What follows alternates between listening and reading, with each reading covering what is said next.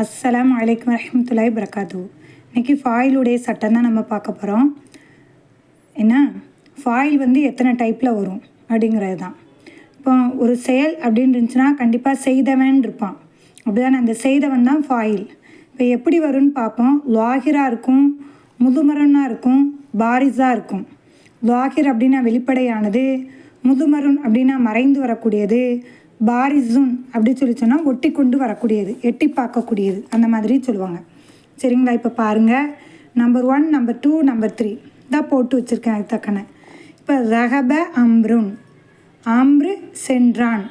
இப்போ செல்லுதல்ங்கிற செயலை யார் செஞ்சுருக்கா? அம்ரு தான் செஞ்சுருக்கான். அப்போ அம்ரு தான் ஃபாயில். இப்போ ஃபாயில் எப்படி வந்திருக்கு? வெளிப்படையாக வந்துட்டு, அம்ருன் வந்துட்டு, அதனால் இது ஃபாயில். லரபத் ஃபாத்திமத்தை, ஃபாத்திமாவை அவள் அடித்தாள். அப்போ யார் அடித்தா? அவள் அடிச்சிருக்கா. அவங்கிறது எதை குறிக்கி? லரபத்தில் உள்ள ஹிய. அப்போ இதில் லமீர் தான் ஃபாயில், மறைஞ்சிருக்கக்கூடிய லமீர் தான் ஃபாயில்.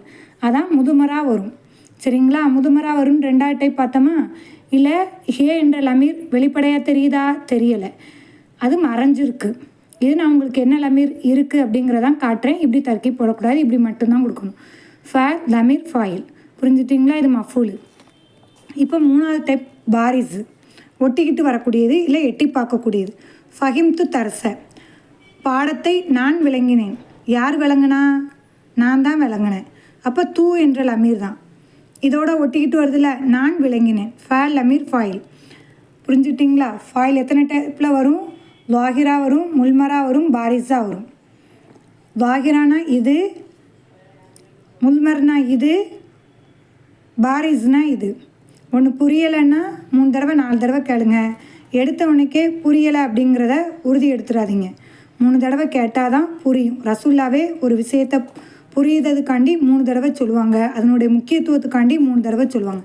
அந்த மாதிரி நீங்கள் 1 தடவை 2 தடவை 3 தடவை போட்டு கேட்குறதுல ஒன்றும் கிடையாது. கட்டாயமாக கேளுங்க. நன்மையை நாடி அடுத்தவங்களுக்கு ஷேர் பண்ணுங்கள். சரிங்களா? அஸ்ஸலாமு அலைக்கும் வரஹ்மத்துல்லாஹி வபரகாத்துஹு.